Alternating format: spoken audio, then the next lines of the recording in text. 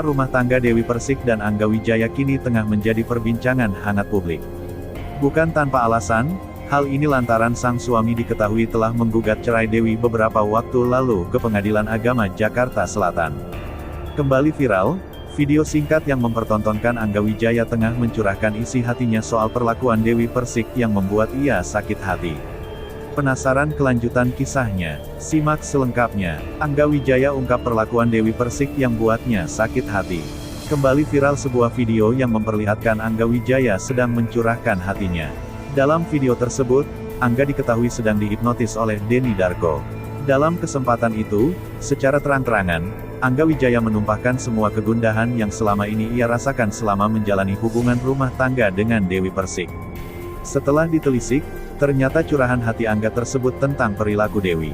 Angga Wijaya menjelaskan bahwa ia mesti bersabar menghadapi sosok Dewi Persik yang menurut penuturannya emosional.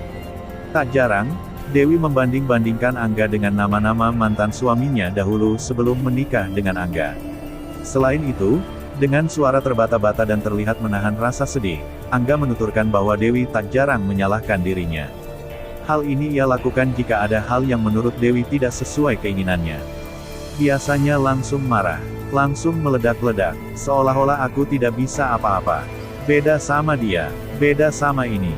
Walaupun yang dulu begini, tapi dia pinter, tapi dia rajin, gak kayak kamu, ungkap Angga Wijaya. Hal yang tak suka dibandingkan. Lebih lanjut, Angga Wijaya mengaku jika ada kesalahan, maka semuanya bisa disalahkan. Jika hal itu terjadi, ia merasa seolah ia tak memiliki jasa sedikit pun. Kalau ada kesalahan, semuanya bisa kena disalahkan. Seolah-olah aku tidak ada jasanya, ucap Angga Wijaya. Kalau negatifnya aku terima, aku emang salah. Tapi aku enggak suka kenapa harus dibanding-bandingkan.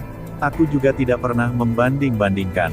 Aku minta maaf kalau aku belum bisa jadi yang terbaik selama ini, pungkas Angga.